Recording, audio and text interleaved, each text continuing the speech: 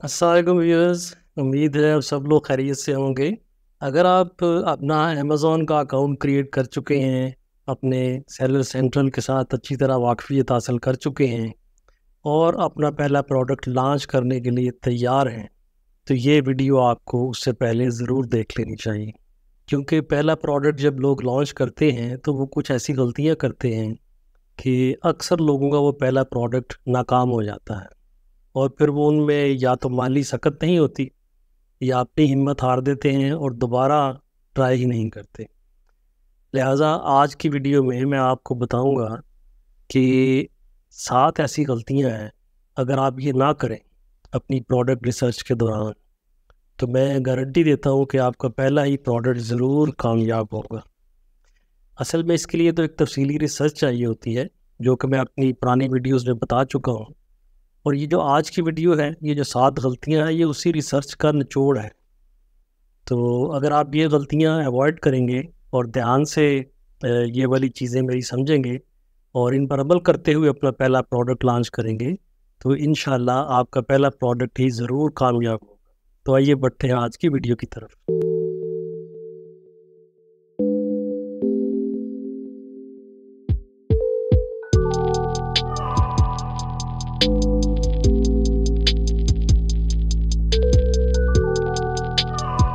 तो जनाब, सबसे पहली गलती जो लोग करते हैं वो ये होती है कि they try to sell a product with low demand.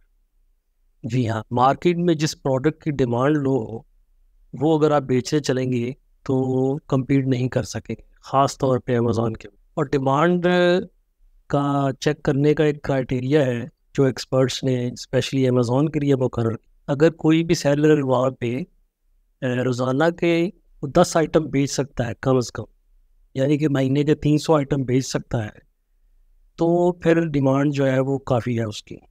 और अगर आपको लिस्ट में नज़र आए कि 4, 5, 8, 10 ऐसे लोग हैं जिनके महीने के 300 नहीं बिक रहे हैं, कम बिक रहे हैं, तो उस प्रोडक्ट की डिमांड कम होती है। तो इसके लिए मैंने एक रैंडमली प्रोडक्ट चूज़ किया है, ये बॉलिंग बॉल टावल। ये जो बॉलिंग गेम है आपने देखी होगी, यहाँ इस तस्वीर से आपको अंदाज़ा हो जाएगा। ये देखें, ये आदमी जो है ये बॉलिंग कर रहा है और ये वो बॉल है, तो उसको साफ़ करने के लिए ये टावल्स यूज़ होते हैं। अब हमने जो स्टैटिस्टिक्स देखने हैं कि ये कितने बेच रहा है हर आदमी, वो यहाँ अमेज़ॉन के ऊपर इकट्ठे आपको कहीं नज़र नहीं आते। उसके लिए आपको थर्ड पार्टी एप्लीकेशन यूज़ करनी पड़ती हैं। उनमें से एक है जंगल स्काउट, जिसकी मदद से आज मैं आपको बताऊंगा कि आपने कैसे चेक करना है। उसके अलावा हीलियम 10 है, ANZ स्काउट है और काफ़ी सारी एप्लीकेशंस हैं जो आप सब्सक्रिप्शन के ज़रिए ख़रीदते हैं और फिर वो आपके अकाउंट के साथ एम्बेड हो जाती हैं और आप उनकी मदद से ये काफ़ी सारी रिसर्चेस कर सकते हैं। इन एप्लीकेशन को तफसील से कैसे यूज़ करते हैं, अगर आप ये जानना चाहें तो मेरी आप ये वाली वीडियोस देख सकते हैं। तो अभी हम बढ़ते हैं जंगल स्काउट की एक्सटेंशन की तरफ।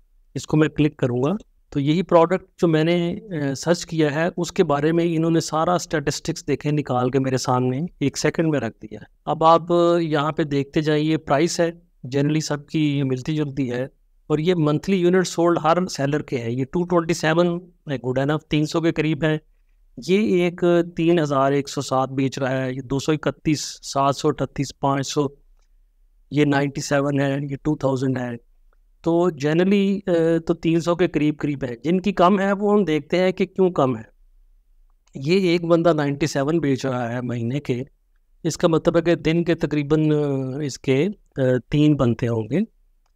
तो इसका आप यहाँ पे आ जाएं, इसके रिव्यूज़ कितने हैं? 68 हैं। ये जो रिव्यूज़ होते हैं ये आगे चल के मैं अगले एक पॉइंट में बताऊंगा, ये शो करते हैं कि कंपटीशन कितना है। ठीक है, तो इस बंदे को मार्केट में आए हुए कितनी देर हो गई है? ये 12 अप्रैल 2023 को इसने लॉन्च किया, तो यानी कि 1 साल 3 माह हो गए हैं और अभी तक ये 97 पे पहुंचा है। इसका मतलब है कि जो बंदा नया एंटर हो रहा है उसके लिए मुश्किल है, ये डिमांड कम हो रही है। अब जो पुराने बंदे बैठे हुए हैं वो छा गए हुए हैं। मसलन ये जो बंदा था 3000, ये कब से बेच रहा है? ये भी 14 दिसंबर 2023 से बेच रहा है। इसको भी साल से थोड़ा ही ज़्यादा हुआ है, लेकिन इसकी मार्केटिंग अच्छी होगी, इसका प्रोडक्ट अच्छा होगा और उसकी और स्ट्रेटजीज अच्छी होंगी जिसकी वजह से वो काफ़ी आगे निकल गया। और ये देखें इसकी प्राइस भी तकरीबन डबल है। सो दैट मीन्स कि क्वालिटी का मेजर डिफरेंस है। ये इसको तो हम आउट कर देते हैं, बाकियों से कंपेयर करते हैं। ये जो बेच रहा है 231 महीने के, ये देखें ये भी यकम मई 2023 से आया है, तकरीबन 1 साल हुआ है इसको, और ये ठीक ठाक बेच रहा है, तो 300 के करीब पहुंचने वाला है, तो दिस इज़ गुड। ये 700 वाला भी ये 21 का आया हुआ है, इसको 2 साल 2.5 साल हो चले हैं, तो ये ठीक है। लेकिन अगर बहुत ज़्यादा लोग ऐसे हों जिनकी सेल्स कम है और वो रिसेंटली साल हो गया लॉन्च हुए हुए, तो फिर इसका मतलब है कि अब इसमें एंट्री आपके लिए मुश्किल।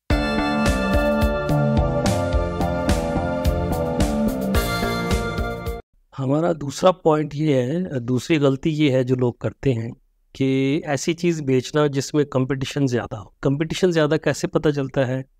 क्या उसमें अगर सेलर्स बहुत ज़्यादा बैठे हैं तो उसको हम कहेंगे ज़्यादा कंपटीशन नहीं, बल्कि कंपटीशन जानने का, कंपटीशन मालूम करने का तरीका ये होता है कि हम उसके रिव्यूज़ देखते हैं। एक्सपर्ट्स का कहना है कि अगर किसी कैटेगरी में या किसी प्रोडक्ट में 50 से 100 के रिव्यूज़ वाले लोग अगर बैठे हैं और वो ठीक काम कर रहे हैं, यानी कि वो अपने प्रोडक्ट जो है तकरीबन 300 महीने के बेच रहे हैं, तो फिर उस पर कंपटीशन ठीक है, लो है, तो आप उसमें एंट्री मार सकते। तो हम वापस जंगल स्काउट पे आते हैं और वही जो पहले वाला सर्च रिजल्ट सा मेरे सामने है, अभी हम रिव्यूज़ पे गौर करते हैं।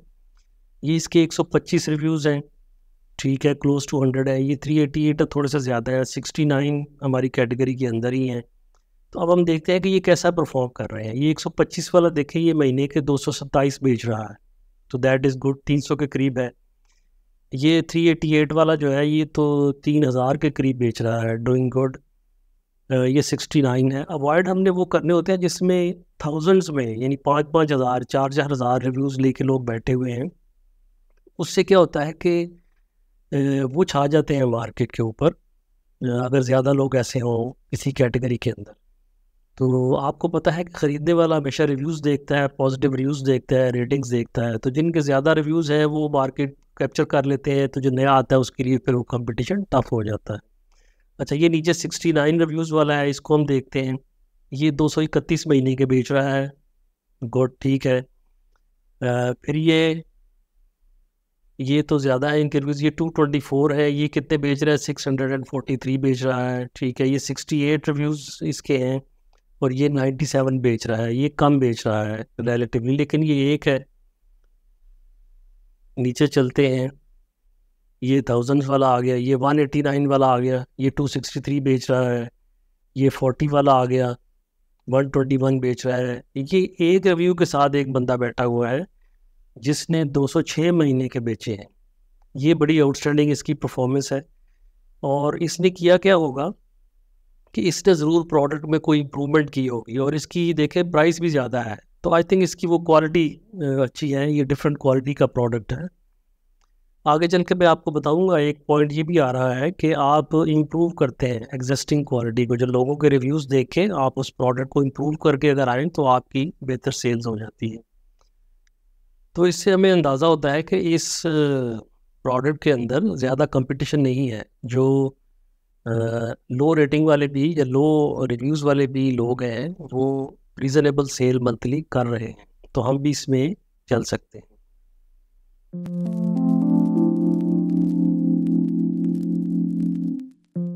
जी, हमारा तीसरा पॉइंट या तीसरी गलती जो आपने अवॉइड करनी है वो है selling a product with low profit margin. जी हाँ, आप कोई ऐसी चीज़ सेलेक्ट कर लेते हैं जिसमें आपको रिटर्न ऑन इन्वेस्टमेंट, यानी कि जो पैसे आपने एंड पे घर लेके जाने हैं पर प्रोडक्ट, वो कम हो। तो उसके लिए गाइडलाइंस ये दी जाती है कि जो आप प्राइवेट लेबल कर रहे हैं इस टाइप ऑफ मॉडल में, अमेज़ॉन के बिज़नेस मॉडल 5-6 हैं जो मैं आपको एक और वीडियो में बताए हुए हैं। उनमें से ये वाला बिज़नेस मॉडल, इसमें आप सबसे ज़्यादा ख्वारी करते हैं, क्योंकि प्रोडक्ट रिसर्च आपने करनी है, प्रोडक्ट की सोर्सिंग आपने करनी है, उसको चाइना से अमेज़ॉन पे पहुँचाना है, तो सारी मेहनत करते हैं। तो कहते हैं कि इसके लिए ROI 100% होना चाहिए आइडियल। इसका मतलब ये है कि अगर एक प्रोडक्ट आपने ख़रीदा है $10 का चाइना में, तो वो अमेज़ॉन पे आके $30 का बिकना चाहिए, तो तब आपको $10 मिलेंगे। बाकी के जो बीच में $10 हैं वो आपकी शिपमेंट पे, और जो अमेज़ॉन आपसे ले जाएगा FBA अगर आप कर रहे हैं तो अप्रॉक्सीमेटली 1/3 वो ले जाता है। तो 1/3 ऑफ द टोटल कॉस्ट फिर आपको मिलता है। तो ये तो मैक्सिमम है। मिनिमम कितना होना चाहिए? वो अब कहते हैं कि 30 या उससे कम तो बिल्कुल नहीं होना चाहिए। अगर 30 से कम होगा तो फिर आप का बिजनेस फेल हो जाएगा, आप तंग आके छोड़ देंगे।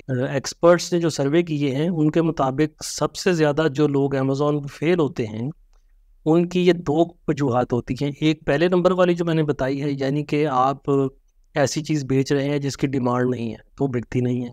दूसरी, वो बिक तो रही है लेकिन आपने ऐसी चूज़ कर ली जिसकी रिटर्न ऑन इन्वेस्टमेंट जो है वो बहुत कम है, 30% से कम है। तो आपकी जेब नहीं भरेगी, आपके खर्चे नहीं चलेंगे, तो आपको फिर फ़ायदा नज़र नहीं आएगा। लिहाजा जो मैं गाइडलाइंस बताने लगा हूँ वो ये हैं कि एक तो आपके प्रोडक्ट की प्राइस $20 से लेके 50 के बीच में होनी चाहिए।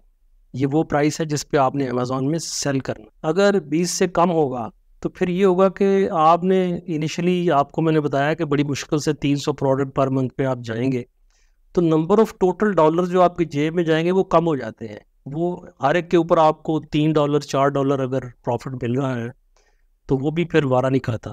50 से ऊपर मैं इसलिए नहीं कह रहा कि फिर आपका बजट बढ़ जाता है। अगर एक प्रोडक्ट आप ले ही वहाँ से 30-40 का रहे हैं, इधर आगे 80 का बेच रहे हैं, तो वो फिर इतने पैसे हो सकते हैं आपके पास ना हो। तो ये आपने कैलकुलेट कैसे करना है कि अमेज़ॉन पे जो चीज़ें बिक रही हैं इनका क्या है ROI। उसके लिए यही टूल इस्तेमाल होता है। आप अगर यहाँ नेट रेवेन्यू के ऊपर किसी के भी क्लिक करेंगे, मसलन मैं ये जो बेच रहा है 11.69 का, इसके नेट रेवेन्यू पे क्लिक करूँ तो ये खुल जाएगा। ये आ गया अमेज़ॉन का रेवेन्यू कैलकुलेटर। ये वाला जो टूल है ये आपको अमेज़ॉन सेलर सेंट्रल के अंदर से भी मिल जाता है, आप सर्च करें।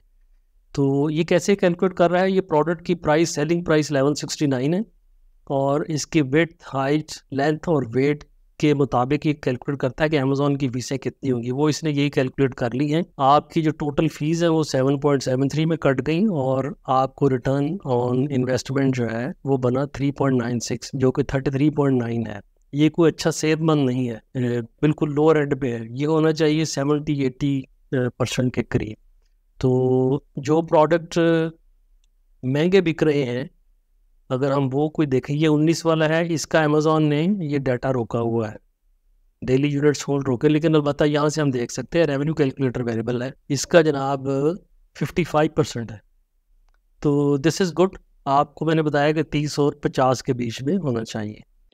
ये तीसरी गलती जो अमूमन लोग करते हैं और आपने नहीं करनी, वो है कि वो प्रोडक्ट में इम्प्रूवमेंट किए बगैर प्रोडक्ट को ले आते हैं। जैसे बाकी BCO लोग बेच रहे हैं उसी की कॉपी करते हैं चाइना से, और बनवा के मार्केट में बेचना शुरू कर देते हैं। आपको करना क्या चाहिए कि उसको इम्प्रूव करें ताकि कस्टमर्स को पता लगे कि ये बाकियों से किस तरीके से डिफरेंट है। No, this is going an extra mile, यानी कि आप एक्स्ट्रा मेहनत कर रहे हैं बाकी लोगों से, तो उसका रिवॉर्ड आपको डेफिनेटली मिलेगा। उस पे इम्प्रूवमेंट के दो तरीके हो सकते हैं। एक तो ये है कि आप उसके साथ कोई और चीज़ बंडल कर देते हैं। आप वहीं पे अमेज़ॉन स्टोर पे ही जब देखते हैं कि ये वाली चीज़ जब लोग ख़रीद रहे हों तो नीचे थोड़ा-सा जाएँ, स्क्रॉल करें तो लिखा होता है यूजुअली बॉट टुगेदर। तो वो चीज़ मिसाल के तौर पे अगर आप प्लेट बेच रहे हैं, खाना खाने वाली प्लेट, तो उसके साथ नैपकिन भी एक ज़रूरत होती है। तो आप या तो वो नैपकिन फ्री में दे सकते हैं या उसको साथ पेयर कर सकते हैं। तो प्लेट की कीमत अगर थी $5 और नैपकिन की कीमत है $1, तो आप उन दोनों की कंबाइन करके लिखें कि ये मैं $5.5 में आपको दूँगा। तो एक तो इस तरीके की इम्प्रूवमेंट हो सकती है। दूसरी इम्प्रूवमेंट आप उसकी फंक्शनैलिटी में ला सकते हैं, और वो आपको पता कैसे चलेगा कि इसमें क्या डेफिशिएंसी है? उसके लिए आपको मेहनत करनी पड़ेगी। आप जो ऑलरेडी लोग वो चीज़ बेच रहे हैं उनके रिव्यूज़ देखें और उनको फ़िल्टर आउट कर लें। जो 1 स्टार, 2 स्टार और 3 स्टार रिव्यूज़ हैं उनको आप पढ़ें, तो आपको पता लगेगा कि लोगों ने उसमें क्या प्रॉब्लम पॉइंट आउट की हुई है। मिसाल के तौर पे गाड़ियों के अंदर जो सन वाइज़र होता है उसके ऊपर एक वैनिटी मिरर लगता है जिसमें आप देख के लेडीज़ अपना मेकअप वगैरह दुरुस्त करती हैं।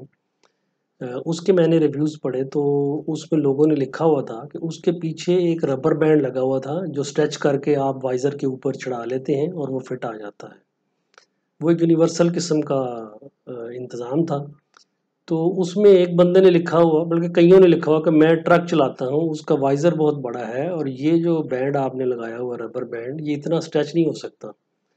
तो that was a good point. अब वो जो गाड़ी बड़ी लॉरीज़ चलाते हैं या काफ़ी सारी गाड़ियाँ ऐसी हैं जिनके सन वाइज़र बड़े साइज़ के होते हैं, उसके ऊपर वो फिट नहीं आ सकता था। तो उसका सॉल्यूशन मैंने ये ढूँढा था कि मैंने अपने मैन्युफैक्चरर को कहा कि इसकी बजाय वेल्क्रो टेप का आपने लगाना है और उसकी लेंथ कम से कम इतनी होनी चाहिए कि वो इतने बड़े साइज़ के वाइज़र के ऊपर फिट आ सके। अब इस तरह की इम्प्रूवमेंट जब आप करवाते हैं तो फिर अपनी मार्केटिंग में, अपनी पिक्चर्स में, अपनी वीडियोस में आप उस पॉइंट को हाईलाइट करते हैं कि ये किसी भी साइज़ की गाड़ी का वाइज़र हो, सन वाइज़र हो, उसके ऊपर ये फिट आ जाएगा। तो इस तरीके से आप उसकी जो फंक्शनैलिटी है वो इम्प्रूव करके मार्केट में ला सकते हैं। जी, अगली गलती जो लोग अमूमन करते हैं वो है कि अपने सप्लायर को वेट नहीं करते, यानी कि उसको अच्छी तरह उसकी जांच पड़ताल नहीं करते। स्पेशली अगर आप चाइना से, अलीबाबा से कोई चीज़ मंगवा रहे हैं तो उसको वेट करना ज़रा मुश्किल होता है। तो मैं आपको बताऊंगा कुछ तरीके कि किन को फॉलो करके आप उसको अच्छी तरह से जांच पड़ताल कर सकते हैं। एक तो ये है कि जो सैंपल आप मंगवाते हैं वो 2 या 3 सप्लायर से मंगवाएं। अगरचे इस पे पैसे लगते हैं, आपने पाकिस्तान मंगवाना है एक छोटा सा सैंपल तो उस पर $30-40 आपके लग सकते हैं, लेकिन ये जो खर्चा होगा इट इज़ वर्थ इट। आप 3-4 कंपनियों से मंगवाएंगे तो आपको कंपैरिजन भी पता लग जाएगा। जब तक प्रोडक्ट आप हाथ में पकड़ के उसको यूज़ करके देख ना लें तब तक आप उसकी क्वालिटी का अंदाज़ा नहीं लगा सकते। उसके अलावा कुछ एहतियातें हैं जो आप अलीबाबा के ऊपर कर सकते हैं, वो मैं आपको यहाँ स्क्रीन पे दिखाता हूँ। जब आप अलीबाबा पे जाते हैं तो फॉर एग्जांपल मैंने ये लिखा है vanity mirror for car sun visor, तो ये काफ़ी सारी लिस्टिंग्स आ गई हैं। इसमें आप लेफ़्ट साइड पे जब देखेंगे तो ये कुछ ऑप्शंस अवेलेबल हैं। एक है Alibaba guaranteed free shipping capped at $20। ये अलीबाबा की गारंटी होती है। इसमें काफ़ी सारी चीज़ें शामिल हैं जिसमें एक ट्रेड एश्योरेंस शामिल है, वेरीफाइड सप्लायर शामिल है, वेरीफाइड सप्लायर प्रो ये एक नया फीचर है। तो ये जब आप चेक कर देते हैं तो अलीबाबा की तरफ से आपको कुछ गारंटीज़ और एश्योरेंसेस मिल जाती हैं। अलीबाबा वेरीफाइड का मतलब ये होता है कि उनकी फैसिलिटी पे जाके इन्होंने देखा हुआ कि एक्चुअली वो फैक्ट्री है और वो इनका स्टैंडर्ड मीट करती है। और कुछ एश्योरेंस होती है कि अगर कोई सप्लायर जो है आपके साथ धोखा करे, सही माल उसने जैसा सैंपल दिया था वैसा नहीं सप्लाई किया, तो विद इन 30 डेज़ आप अलीबाबा के ऊपर अपनी कंप्लेंट लॉन्च कर सकते हैं। वो फिर इंक्वायरी करते हैं और आपके पैसे वापस भी दिलवा सकते हैं। तो इसमें आप नीचे जाके चेक कर सकते हैं एक चीज़ ये कि यहाँ देखें प्रीवियसली एक्सपोर्टेड टू, किन किन कंट्रीज़ को उसने एक्सपोर्ट किया हुआ है। तो उसमें आप अगर यूएसए में बिज़नेस कर रहे हैं तो यू मस्ट मेक श्योर कि उसने पहले से यूएसए के साथ बिज़नेस किया हुआ हो। तो जब ये चेक करेंगे तो सिर्फ वो लोग आएंगे जिनने यूएसए में सप्लाई किया हुआ है। अब मैं जो जो फ़िल्टर्स अप्लाई करता जाऊँगा तो आप ये देखेंगे यहाँ पे लिस्ट जो है वो छोटी होती जाएगी। अलीबाबा गारंटीड इसके ऊपर मैं चेक करता हूँ तो लिस्ट रिवाइज हो गई है। वेरीफाइड सप्लायर के ऊपर चेक कर दें, यहाँ से उसकी आप स्टार रेटिंग चूज़ कर सकते हैं, 4.5 एंड अबव कर लें। और उसके अलावा सप्लायर जो है वो किस कंट्री के हों। आपको पता होना चाहिए कि अलीबाबा के ऊपर जो एड्स लगे होते हैं वो दुनिया भर के मैन्युफैक्चरर्स ने लगाए होते हैं। ये मत समझें कि अलीबाबा पे जाके हम ऑर्डर करेंगे तो सिर्फ चाइना का सप्लायर हमें सप्लाई करेगा, उसमें पाकिस्तानी सप्लायर भी हैं। तो यहाँ से आप कंट्री ऑफ मैन्युफैक्चरर भी चूज़ कर सकते हैं, या पाकिस्तान लिखेंगे तो पाकिस्तानी भी आ जाएंगे जो सियालकोट में बैठे हुए हैं। लिहाजा अगर आपको चाइना का ही एक्सक्लूसिवली चाहिए तो आप फिर कंट्री ऑफ ओरिजिन जो है वो सिर्फ चाइना सेलेक्ट कर लें। यहाँ ये काफ़ी है, गुड है। इसका 7 ईयर्स है, इसका 16 ईयर्स है। तो जिसका जितना ज़्यादा एक्सपीरियंस है उससे भी आपको श्योरिटी मिलती है कि इसको बिज़नेस करना आता है और इसके माल में प्रॉब्लम्स कम आए। तो जब आप ये वाले सारे फिल्टर्स लगा लेते हैं उसके बाद आप किसी एक पे जाके फिर उसको उसकी डिटेल्स देखते हैं, उसके साथ कम्युनिकेट करते हैं। एक और गलती जो लोग प्रोडक्ट सिलेक्शन में करते हैं वो है सेलिंग दी डिफ़िकल्ट प्रोडक्ट्स। जी हाँ, वो प्रोडक्ट जिनको बेचना मुश्किल समझा जाता है उनमें से सबसे पहले आते हैं ब्रेकेबल आइटम्स, शीशे के बने हुए फ्रेजाइल आइटम्स। उनमें होता क्या है कि अक्सर डिलीवरी के दौरान टूट सकता है आइटम, ज़रा सा उसका किनारा भुर जाए तो कस्टमर वापस कर देता है, तो और नेगेटिव रिव्यू भी दे देता है और आपका आइटम भी एक ज़ाया हो जाए। खाने पीने के आइटम, क्योंकि उनके अंदर एक्सपायरी का चक्कर होता है, टेस्ट ख़राब हो गया, कस्टमर को ज़रा सा शक पड़ा वापस कर देता है। मेडिसिन वगैरह, उनके अंदर काफ़ी रूल्स रेगुलेशन होते हैं। उसके अलावा क्लोथिंग के आइटम्स, जूते, इनमें भी सबसे ज़्यादा रिटर्न्स वापस आती हैं, क्योंकि किसी को साइज़ फिट नहीं आया, किसी को कलर पसंद नहीं आया। तो एक कहावत है कि anything that goes into your body or over your body avoid selling it. ठीक है जी। जो चीज़ भी आपके जिस्म के अंदर जाती है, आप खाते हैं या जो जिस्म के ऊपर पहनते हैं, वो चीज़ें अगर आप अवॉइड करें तो आप सेफ रहें। उसके अलावा इलेक्ट्रॉनिक्स के आइटम भी ऐसे हैं जिनको अवॉइड करना चाहिए, क्योंकि उनके अंदर भी काफ़ी ज़्यादा कंप्लेंट्स आ जाती हैं, काफ़ी ज़्यादा डिफेक्ट्स हो सकते हैं। मैं आपको मिसाल देता हूँ, ये अगर एक माउस है मेरा, इसके अंदर फेल होने के चांसेस काफ़ी ज़्यादा हैं as compared to this mouse pad. कि माउस पैड के अंदर कोई चांस नहीं है कि कोई चीज़ फेल हो जाएगी या वो रिटर्न करेगा किसी वजह से। या ये पेन है, इस पेन के अंदर भी फेल होने वाली कोई चीज़ नहीं है, बहुत कम चांस है। जबकि ये माउस आधे से ज़्यादा वापस आ सकते हैं अगर कोई फॉल्ट उसके अंदर आ जाए किसी तरह की भी। तो लिहाजा ऐसी चीज़ें इलेक्ट्रॉनिक्स की भी आप अवॉइड करें। सातवीं गलती जो लोग अक्सर करते हैं, वो ऐसे प्रोडक्ट बेचना शुरू कर देते हैं जिनके अंदर सेफ्टी इश्यूज़ या लाइबिलिटी इश्यूज़ आ सकते हैं। ये ऐसे इश्यूज़ हैं जिनमें आपको कोर्ट में जाके सू कर सकते हैं। फॉर एग्जांपल, आप बच्चों की जो कार सीट होती है, बेबी कार सीट, वो बेचना शुरू कर और अचानक ब्रेक लगने की सूरत में उसकी सेफ्टी बेल्ट टूट जाए और उनका बच्चा ज़ख्मी हो जाए, तो वो आपको कोर्ट में जाके सू कर सकते हैं और आपको ठीक ठाक जुर्माना हो सकता है। लिहाजा ऐसी सारी चीज़ें जिनके अंदर इस तरह के इश्यूज़ हों, उनको आपने अवॉइड करना है। उसके अलावा ट्रेडमार्क और पेटेंट के इश्यूज़ भी आ सकते हैं। किसी का इस्तेमाल शुदा ट्रेडमार्क अगर आप यूज़ करना शुरू कर दें without having properly checked it at USPTO, ये USPTO की वेबसाइट आपको नज़र आ रही होगी, इसके ऊपर जाके आप पहले सर्च करते हैं कि जो ट्रेडमार्क आप रखना चाहते हैं वो किसी और ने तो नहीं रखा हुआ, फिर आप अप्लाई करते हैं। इसका तफसील से मैंने तरीका अपनी इस वीडियो में बताया हुआ है, आप जानना चाहें तो उसको देख सकते हैं। और इसी के साथ पेटेंट का भी जिक्र आता है। उसी वीडियो में मैंने ये भी बताया कि पेटेंट क्या होता है, उसका भी ध्यान रखना होता है। आप किसी की पेटेंटेड चीज़ को खुद बनवा के मैन्युफैक्चर करवा के नहीं बेच सकते। तो ये तो 7 चीज़ें आपने देख ली, 7 गलतियाँ जो आपने नहीं करनी है। तो अब आप सोच रहे होंगे कि आपने करना क्या क्या है, ये कहाँ से पता चलेगा। तो जनाब, इसके लिए मैंने मुकम्मल अमेज़ॉन के बिज़नेस के बारे में कोर्स बनाया हुआ है। आप मेरे चैनल पे जाएँ मीर साहब, और वहाँ पे अमेज़ॉन वाली प्लेलिस्ट देखें, उसके अंदर नंबर वाइज सारे लेक्चर पड़े हुए हैं। हर वो पहलू जो अमेज़ॉन में आपको पेश आ सकता है एज ए स्टार्टर, वो वहाँ तफसील से डिस्कस किया हुआ है। उनकी नंबरिंग इस तरीके से VL1 VL2 which means video lecture 1 video lecture 2। Till next video, अल्लाह हाफिज़।